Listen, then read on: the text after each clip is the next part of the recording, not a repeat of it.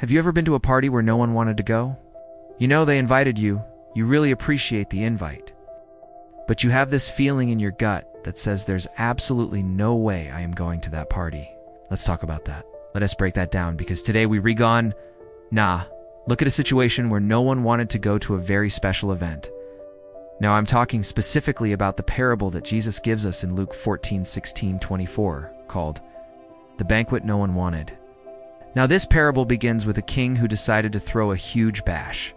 Basically a royal banquet inviting everyone in the kingdom to attend this great event.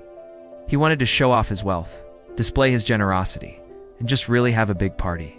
So he sends out invitations, and these invitations were highly coveted. To be invited to this banquet was a huge honor. It was a once-in-a-lifetime kind of thing. And so the first person he invited responds, "Yeah, I'm going to be there." Then he goes to the second person, "I'm coming." But then when the time comes for them to get ready to go to the banquet, the first person who said they were coming now says, "You know what? I'm actually pretty busy right now, so sorry I can't make it. I've got other plans."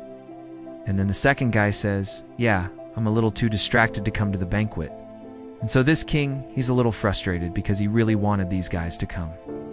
So he tells his servants to go out and invite some other people. They go out into the streets and they bring in the poor, the crippled, the blind, and those who were unseen. And when the king came in to check on how many people were at the banquet, he noticed that there were only a few guests. There was no one there. And so the king was deeply saddened by this. He looked out the window and saw those who were invited sitting in the street, begging and crying. And he was heartbroken because he really wanted them to come to the banquet, but they didn't want to go. Jesus then concludes the story with these words. He says, "So the master went out onto the road and called anyone he met to come and eat his supper. And his house was filled with guests. But not one of those who were invited tasted any of the food. They all alike were accepted, being justified by faith. And the last will be first, and the first will be last." Before we close, let me ask you a question. Do you sometimes feel like those invited to the king's party? Maybe you've heard the gospel invitation and you've responded, "Yeah, I'm coming." But now as you stand outside the door of salvation, you don't feel worthy to enter. Maybe you've even come to the place where you've said, "You know what? I'm a little too distracted to come in." Friend, I want you to hear this. The table was set. Feast was ready. The invitation had been sent.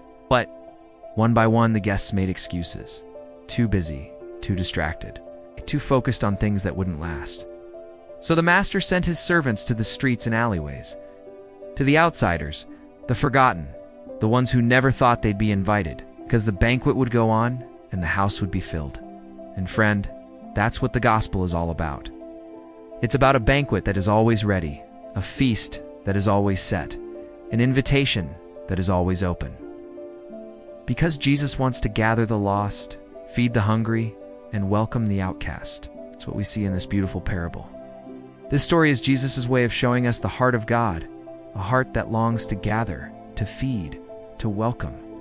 A heart that invites you and me, not because we've earned it, we haven't, not because we deserve it, we don't, but because His grace is wide enough for all. So here's the question. What will you do with the invitation? Will you delay? Will you let life's noise drown it out? Or will you come just as you are and take your seat at the table prepared for you? Friend, the invitation is still out. Come now. Come and experience the greatest banquet the world has ever seen. Come and discover the immeasurable, extravagant, undeserved, unearned, unconditional love of God for you. Thank you for watching. If this message stirred something in your heart, be sure to like, share, and subscribe for more powerful parables and gospel truths. And remember, God's table is set. The invitation still stands. Don't miss the feast. It was made with you in mind.